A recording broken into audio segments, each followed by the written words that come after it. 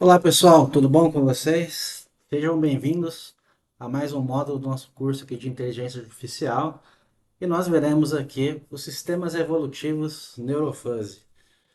Então, sou o professor Vitor, que irá ministrar aqui a disciplina.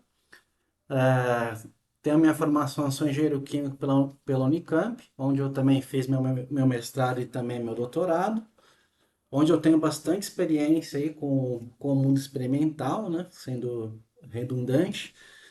Então, os meus temas de estudo aí, onde eu trabalhei no meu mestrado no projeto, na montagem e automação de um reator airlift, que é um bioreator, ou no caso do meu mestrado era um separador, onde eu separava, simulava o produto de uma fermentação alcoólica, né? O objetivo era separar o etanol. E já no meu doutorado eu trabalhei com refrigeração, principalmente no foco na automação e no controle, né? Então eu projetei um MPC, um controle preditivo baseado em modelo, e isso foi aplicado em um sistema experimental, né, de refrigeração. Então, eu fiz toda a parte de projeto, montagem e automação desse protótipo. Comentar um pouquinho agora sobre a minha experiência como docente também em outras atividades acadêmicas. Então, como professor, eu fui professor assistente um na Metrocamp, uma faculdade aqui particular de Campinas, onde eu lecionei sistemas supervisórios, né? Para quem não sabe o que é isso, é só a gente lembrar das salas de controle, né? De uma indústria ou de uma fábrica, onde você vê aquelas telas com milhões de gráficos e informações do processo, como temperatura, pressão, vazão e por aí vai. Eu também lecionei inteligência artificial, onde eu ensinei os fundamentos de redes neurais artificiais e lógica fuzzy, mas nessa época utilizando o MATLAB, né, um software comercial, um outro tipo de ferramenta, para quem já trabalhou aí, ou para quem já não trabalhou, procure saber. E também lecionei a disciplina, né, de estatística, né, engenheiro, né, sou engenheiro químico, onde tem ciências exatas, nós engenheiros, né, a gente acaba se metendo, né, então eu acabei também lecionando essa disciplina de estatística. Depois eu me mudei de faculdade, também lecionei na Unifasc, que é uma faculdade particular localizada em Atibaia, e lá eu lecionei as disciplinas de controle de processos um e 2. Então, basicamente, a controle um é aquela disciplina teórica de controle, né, onde a gente vê transformadas de Laplace, bastante cálculo diferencial integral, né, balanço de massa, energia, né.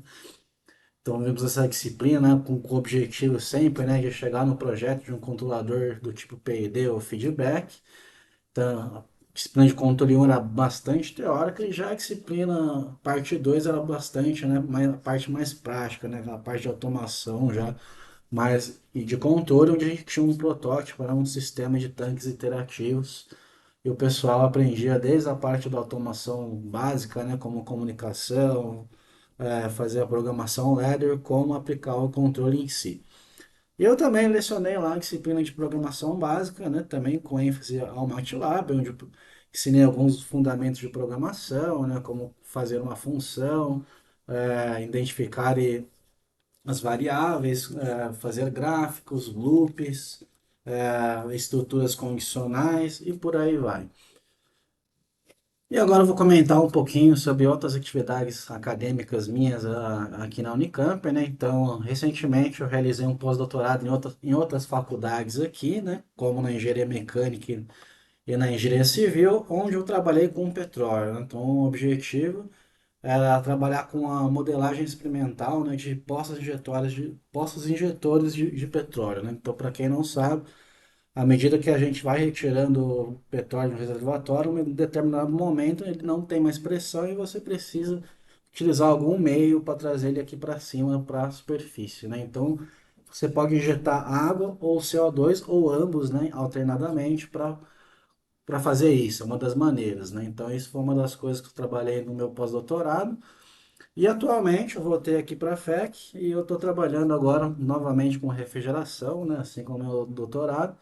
E agora o nosso objetivo, né, é trabalhar, né, otimizar um sistema de refrigeração de baixa temperatura, para vocês terem uma ideia, ao redor aí de menos 100 graus Celsius, para captura, né, a separação de CO2, né, de gás natural proveniente de plataformas de petróleo, né? Então, geralmente, esse gás natural, né, agora está numa outra ponta do processo, ele vem com algumas impurezas, o CO2 é alguma delas, então, para agregar aí valor comercial, a gente precisa, né, separar ele dessa corrente de gás natural, né?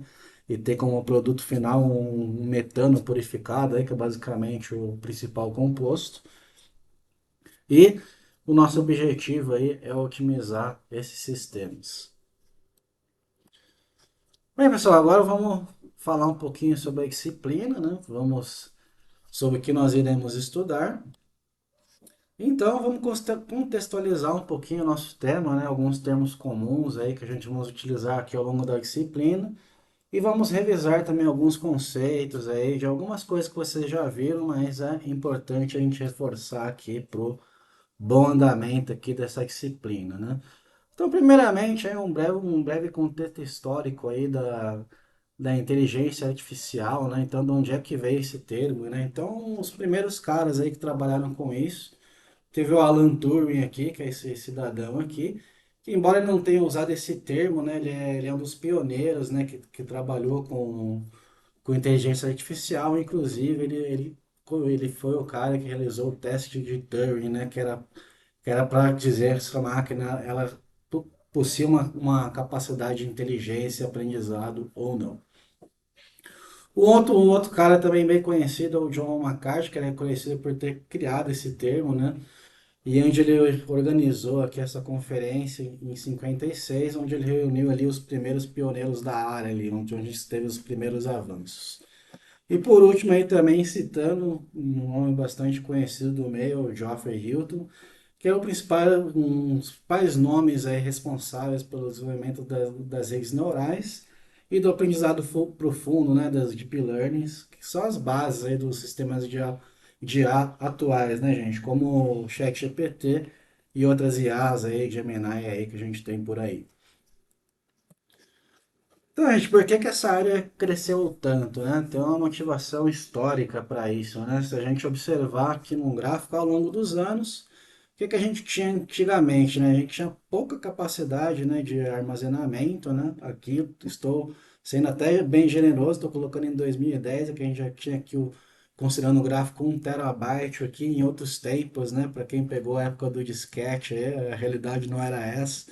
Então realmente a gente tinha pouco espaço e era bem caro, né? Então a gente pode ver que claramente a gente tem essa evolução aqui no gráfico. Finalizando aqui por volta de 2023, a gente já tem aqui essa capacidade aqui 16 tera num custo aqui, ó, de bem menor do que a gente tinha inicialmente, né? Esse custo por gigabyte. Então essa é uma das motivações. Então aqui também, né, pessoal, a gente pode ver nessas imagens aqui uma diferença também de grandeza, né, da ordem de tamanho do que a gente tinha das máquinas, né, na questão aí do hardware, né, então isso também foi algo que afetou bastante, né, então com o desenvolvimento aí dos componentes, né, daquela tecnologia SD que cada vez mais foi diminuindo o tamanho dos componentes, a gente diminuiu tanto o custo, né, dos materiais como a gente também conseguiu aí aumentar, né, a capacidade de armazenamento e também, obviamente, processamento, né, com o desenvolvimento aí dos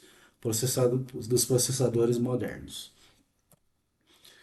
Então, gente, onde que a gente utiliza, né, a nossa IA, onde que é se aplicar, né? Então, os dois exemplos aí já foi comentado, são bem cotidianos nossos, né, que são a utilização das IAs do ChatGPT para Gemini, né, que nos auxiliam aí para tirar dúvidas no trabalho, né? Hoje praticamente aí todo mundo está usando.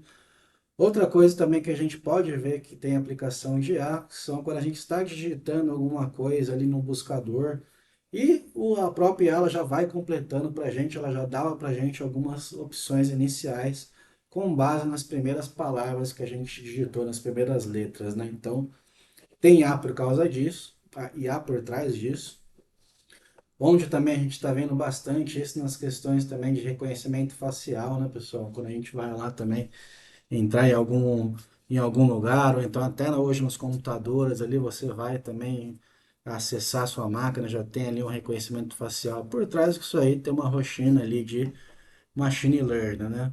Os carros inteligentes hoje também, né, pessoal? A gente pode também esquecer disso, né? Então, os carros autônomos, aí, mecanismos de colisão, né, de frenagem, né? Então, tudo isso aí tem sistema inteligente por trás disso, né? No Spotify também, onde que ele entra aí nisso, né? E outros também aplicativos aí de reprodução de música, né?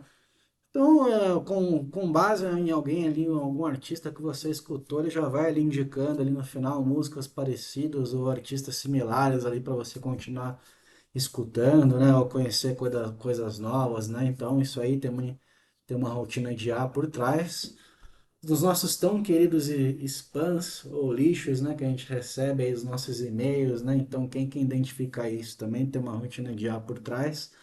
E também algo que é bastante irritante também, né, gente, pessoal, a questão da publicidade, né? Então, às vezes você tá lá, pesquisou um produto num dia, no outro dia você está navegando numa página qualquer totalmente diferente daquilo que você estava pesquisando e aparece do lado lá o produto lá que você estava pesquisando ou similares, tá ali do lado e aí você se sente, né?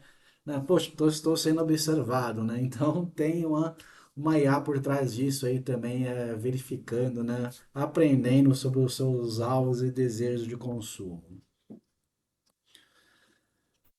Para a gente continuar contextualizando um pouco aqui também, entender e cada vez mais, né, entender e aceitar, né, a importância, né, da inteligência artificial nos dias de hoje, né, pessoal? Então tem algumas notícias aí interessantes para a gente, para quem quiser curiosidade também, joga isso aí no Google e você pode procurar e dar uma olhada nessas notícias aqui. Ó. Começa, por exemplo, né, o uso de tecnologia de IA avança na saúde, né, como a gente vai ver aí uma das aplicações, né, que o pessoal costuma utilizar é para diagnósticos, né?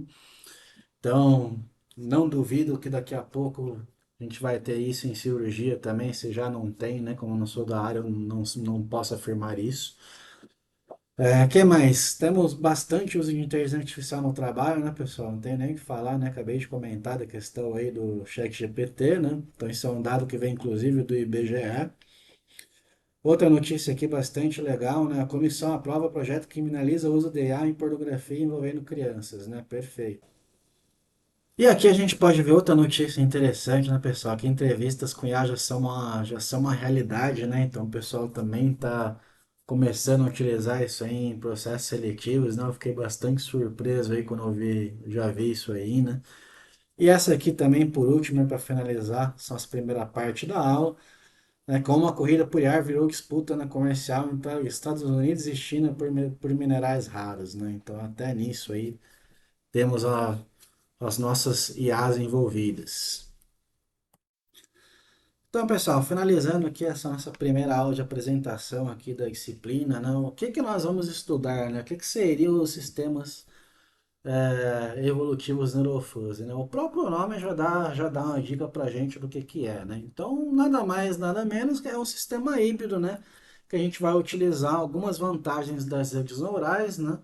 Aplicadas, né? Utilizando aí também a lógica fuzzy, né? O conhecimento especialista. Então, basicamente, a gente vai utilizar aí as nossas duas ferramentas e por isso mesmo, até vamos dar uma revisadinha em alguns conceitos aí acerca dessas duas tecnologias e entender melhor como que funciona aqui o nosso sistema evolutivo neurofuzzy.